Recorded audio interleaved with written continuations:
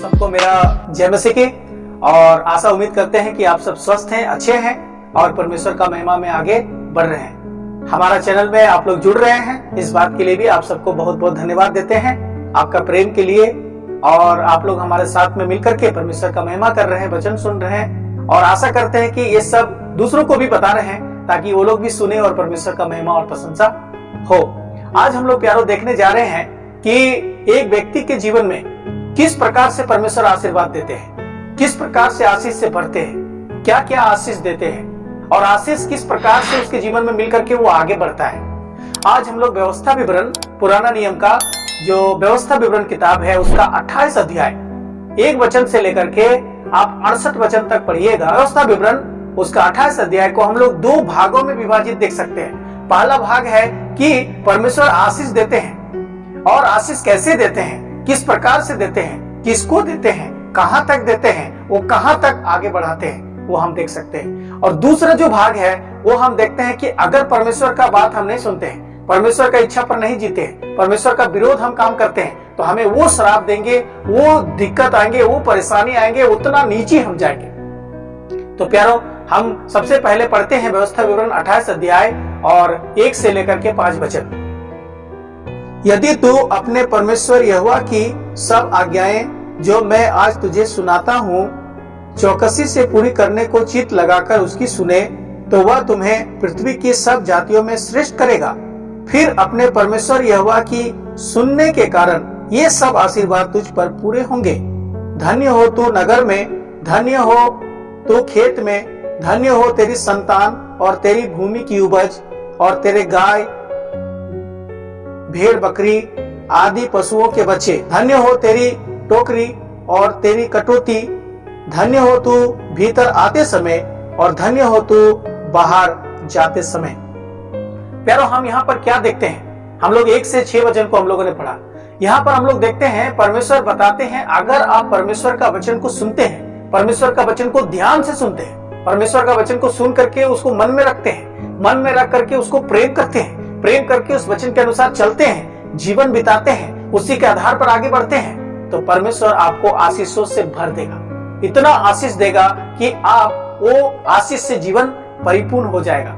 तो सबसे पहले देखते हैं ये आशीष का जो बात आता है वो 1 से लेकर के अगर हम लोग 15 वचन को पढ़ेंगे तो आशीष 3 भागों से परमेश्वर देते हैं। तो सबसे पहले हम देखते हैं प्यारो कि 1 से लेकर के 5 वचन में हमारा घर में, हमारा जीवन में, हमारा व्यक्तिगत जीवन में, हमारा बच्चों के जीवन में, हमारा घर के हर एक घरेलू बातों में परमेश्वर क्या करेंगे? आशीष देंगे। और फिर हम लोग 6 से लेकर के 8 वचन में पढ़ेंगे तो हमारा समाज में, जब हम घर से बाहर जाते हैं, हम घूमते हैं समाज में और कुछ भी काम ऐसे करते हैं, परमेश्वर वहां पर क्या करेंगे? आशीष देंगे। देखिए इन वचनों पर कितना आशीष भरा बातों को लिखा हुआ है। आप पढ़ सकते हैं, देख सकते हैं और इसको मनन कर सकते हैं और इसको अपने जीवन में लागू कर सकते हैं। फिर हम लोग 9 पद से लेकर के अगर 14 वचन को पढ़ेंगे तो यहाँ पर हम देखते हैं कि पूरा दुनिया में परमेश्वर आशीष देंगे। केवल घर में नहीं, केवल समाज में नहीं, हमें पूरा दुनिया के छोर तक, हम कहीं भी जाएंगे, कितना भी दूर चल जाएंगे, परमेश्वर हमें क्या करेंगे? आशीष देंगे। लेकिन आशीष कब देंगे? जब उसको हम सुनेंगे, जब उसको हम प्यार करेंगे, जब उसके वचन को प्यार करेंगे, उसको अपना दिल में रखेंगे और उसको सुन करके हम परिवर्तन होकर के अपने जीवन परमेश्वर का मर्जी पर आगे बढ़ेंगे। प्यारो, हम लोग व्यवस्था विवरण उसका 28 अध्याय में बहुत ही आशीषों से भरा हुआ अध्याय को देख सकते हैं, आशीष से भरा हुआ अध्याय दे सकते हैं। कितना बातें हैं जिस पर परमेश्वर आशीष देंगे, आशीष देंगे, आशीष देंगे, ऐसे परमेश्वर ने कहा है। और पहले तो हमारा घर में, हम जहाँ रहते हैं उस घर में परमेश्वर आशीष देंगे। पता नहीं चलेगा आपको किस प्रकार से सब कुछ हो जा रहा है, आपको पता नहीं चलेगा परमेश्वर किस प्रकार से आशीषों से भर रहा है। आपका बच्चों के ऊपर किस प्रकार आशीष मिल रहा है, आपका पत्नी के ऊपर किस प्रकार से आशीष मिल रहा है, आपके ऊपर किस प्रकार आशीष मिल रहा है, आपका कमाई के ऊपर किस प्रकार आशीष मिल रहा है, आपका आशीष से कैसे घर भर जा रहा है। प्यारो, ये सब परमेश्वर का आज्ञा पूरा करने के वजह से, परमेश्वर का बात सुनने के वजह से, परमेश्वर को प्रेम करने के वजह से, परमेश्वर का इच्छा को पालन करने के वजह से, परमेश्वर में बने रहने की वजह से ये सब आशीर्वाद आपके जीवन में क्या होगा? मिलेगा। लेकिन अगर हम परमेश्वर का वचन को ना सुने, परमेश्वर का विरोध हम काम करें, आप 15 वचन को हम लोग देखते हैं तो ऐसा लिखा है, परंतु यदि तू अपने परमेश्वर यहोवा की बात ना सुने और उसकी सारी आज्ञाओं और विधियों के पालन करने में जो मैं आज सुनाता हूं चौकसी नहीं करेगा, तो ये सब श्राप तुझ पर आ पड़ेंगे। और फिर हम लोग आगे से जब पढ़ेंगे, यहाँ भी हम 3 भागों में देख सकते हैं श्राप।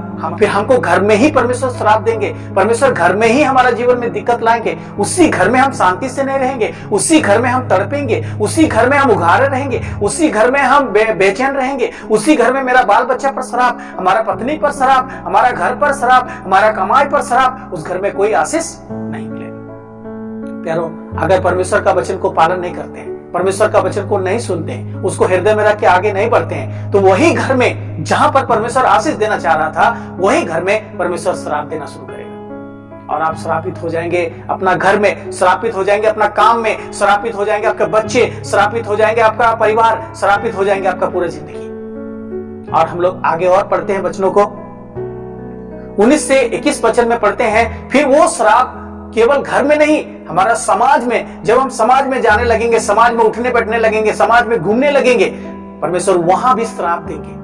श्रापित हो तू भीतर आते समय और श्रापित हो तू बाहर जाते समय। हम यहाँ पर क्या पढ़ते हैं प्यारो? तुम श्रापित होगा जब तुम बाहर जाता है, फिर बाहर से घर आता है, कोई आशीष नहीं, कोई खुशी नहीं, कोई शांति नहीं, कोई चैन नहीं। क्यों?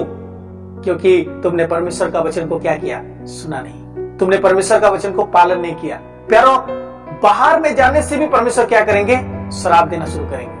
और कितने लोगों का जीवन में देखते हैं प्यारो, इसी प्रकार से होता है। परमेश्वर का आशीष नहीं है उसका घर में, परमेश्वर का आशीष नहीं है उसका बाहर का जिंदगी में। और हम आगे और वचनों को पढ़ते हैं तो ऐसा लिखा है 22 से लेकर के अगर हम लोग 68 वचन को पढ़ेंगे तो लिखा है कि श्रापित होगा पूरा दुनिया में। दुनिया के लोगों के लिए तुम एक तमाशा बन जाएगा, दुनिया के लोगों के लिए एक निंदा का कारण बन जाएगा, दुनिया के लोगों के लिए तुम एक श्राप का कारण बन जाएगा। क्या होंगे प्यारो? आज कितना लोगों का घर में देखते हैं आशीर्वाद नहीं है, वहां पर झगड़ा है, आशीर्वाद नहीं है, वहां पर समस्या है, आशीर्वाद नहीं है, वफाई नहीं है, कोई चीजों का शांति नहीं, कोई चीजों का खुशी नहीं, हमेशा कलह कचकच। घर में सब परिवार हम लोग देखते हैं कलह कचकच करता है। प्यारो, हम देखते हैं आपस में ही समस्या, आपस में ही झगड़ा, आपस में ही दुख, आपस में ही कष्ट, आपस में ही सब कुछ होता है। क्यों? इसका कारण है कि परमेश्वर उस घर में श्राप दे रहे हैं, परमेश्वर का वचन नहीं सुनने के वजह। देखते हैं प्यारो, कितना घर है जहां पर परमेश्वर का वचन नहीं पढ़ते हैं, कितना लोग देखते हैं परमेश्वर का वचन को नहीं पढ़ते हैं। जिस घर में परमेश्वर का वचन नहीं पढ़ते हैं, जिस घर में प्रार्थना नहीं करते हैं, जिस घर में परमेश्वर का महिमा नहीं करते होते हैं, उस घर में परमेश्वर क्या करते हैं? अपना घर एक ऐसा घर बनाइए जिसमें परमेश्वर का आशीष, परमेश्वर का महिमा आपके घर में होने पाए। परमेश्वर का बात को अगर आप सुनते हैं, बहुत आशीर्वाद, बहुत आशीर्वाद, बहुत आशीर्वाद आपको मिलेगा। लेकिन अगर आप परमेश्वर का बात को नहीं सुनते हैं तो श्राप मिलेगा, श्राप मिलेगा, श्राप मिलेगा, इतना ना श्राप मिलेगा कि आप श्रापित हो जाएंगे और आपका जीवन में कोई आशीष नहीं, आप किसी के लिए कोई आशीष का कारण नहीं बनेंगे। आप घर में जाकर के व्यवस्था विवरण 28 अध्याय पूरा पढ़िएगा, बहुत ही बड़ा आशीष का बात लिखा हुआ है। परमेश्वर हमको और आपको और सबको इन सारे वचनों के द्वारा आशीष दे और हमें सहायता करे कि हम क्या हो कि हम आशीष वाला भाग में रहें, हम श्राप वाला भाग में ना रहें। परमेश्वर मुझे, आपको और सबको आशीष दे। सुनने के लिए बहुत बहुत धन्यवाद।